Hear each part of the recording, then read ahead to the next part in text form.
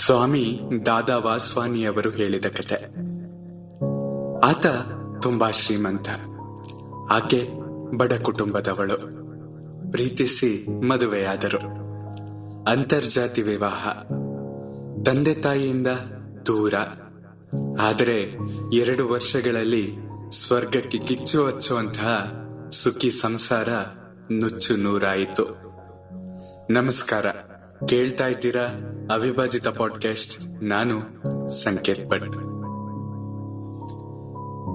ಅಪಘಾತವೊಂದರಲ್ಲಿ ಗಂಡ ತೀರಿಕೊಂಡ. ಆಕೆಗಿನ್ನು 25ರ ವಯಸ್ಸು. ದೊಡ್ಡ ಮನೆ, ಕಾರು, ಬೇಕಾದಷ್ಟು ಹಣ, ಎಲ್ಲವೂ ಇದೆ.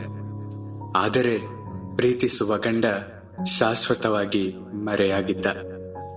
ದಿನದ 24 ಗಂಟೆಯೂ ಕಣ್ಣೀರು ಸುರಿಸುವುದು, ದೇವರನ್ನು ದೂಷಿಸುವುದು ಆಕೆಯ ಕೆಲಸವಾಗಿತ್ತು.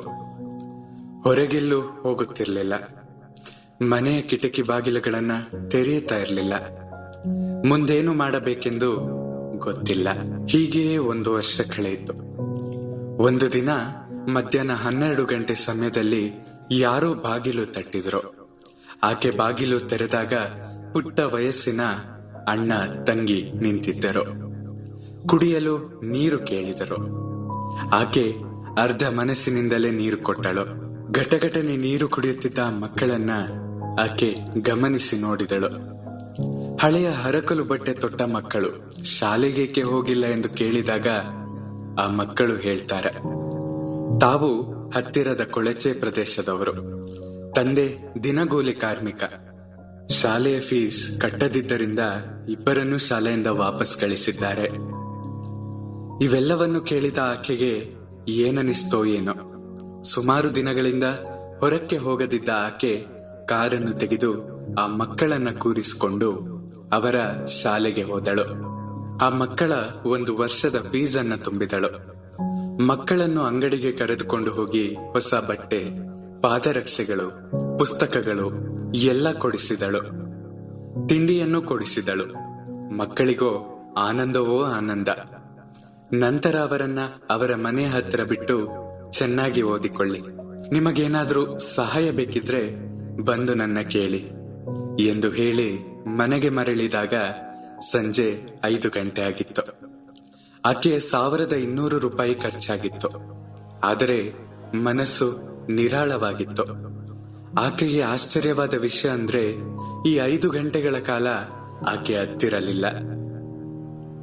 ತನ್ನ ನೋವನ್ನ ಸಂಪೂರ್ಣ ಮರೆತಿದ್ಲು. ಸ್ವಲ್ಪ ಹಣ ಖರ್ಚಾದ್ರೂ ಚಿಂತೆ ಇಲ್ಲ. ಬೇರೆಯವರ ನೋವು ನಿವಾರಣೆ ಮಾಡುವುದಾದ್ರೆ ನಮ್ಮ ನೋವು ಮರೆಯಬಹುದು ಎಂಬುದು ಆಕೆಗೆ ಅರ್ಥವಾಗಿತ್ತು. ಬೇಕಾದಷ್ಟು ಹಣ ಇದ್ದ ಆಕೆ ಅಂದಿನಿಂದ ತನ್ನ ಜೀವನ ಶೈಲಿ ಬದಲಿಸಿಕೊಂಡ್ಳು. ಬಡ ಅನಾಥ ಮಕ್ಕಳಿಗೆ ಸಹಾಯ ಮಾಡಲು ಪುಟ್ಟ ಸಂಸ್ಥೆಯೊಂದನ್ನು ಸ್ಥಾಪಿಸಿದಳು. ತನ್ನ ಮುಂದಿನ ವರ್ಷಗಳನ್ನು ಸೇವೆ ಮಾಡುತ್ತಾ ಸಾರ್ಥಕ ಜೀವನ ನಡೆಸಿದಳು. ಆಕೆಗೆ ಬಂದ ಕಷ್ಟ ನಮಗಾರಿಗೂ ಬಾರದಿರಲಿ ಎಂಬ ಹಾರೈಕೆ. ದೊಡ್ಡ ಪ್ರಮಾಣದಲ್ಲಿ ಅಲ್ಲದಿದ್ರು ನಮ್ಮ ಶಕ್ತಿಗೆ ಎಟಕುವ ಪ್ರಮಾಣದಲ್ಲಿ ಬೇರೆಯವರ ನೋವನ್ನು ಪರಿಹರಿಸಲು ಯತ್ನಿಸಿದಾಗ ನಮ್ಮ ನೋವಿನ ತೀವ್ರತೆ ಕಡಿಮೆಯಾಗಬಹುದು. ಬೇರೆಯವರ ಕಣ್ಣೀರು ಒರೆಸಿದಾಗ ನಮ್ಮ ಕಣ್ಣೀರು ಅಳಸಿ ಹೋಗಬಹುದು. ನೋವೇ ಇಲ್ಲದ ಪುಣ್ಯವಂತರು ನಾವಾಗಿದ್ದರೆ ನಮ್ಮ ನಲಿವನ್ನೇ ಹಂಚಿಕೊಳ್ಳಬಹುದೇ?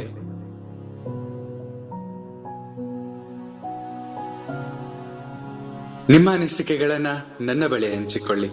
ಸದಾ ಕೇಳ್ತಾ ಇರಿ ಅವಿಭಾಜಿತ ಪಾಡ್ಕಾಸ್ಟ್. ನಾನು ಸಂಕೇತ್ ಭಟ್. ಧನ್ಯವಾದಗಳು.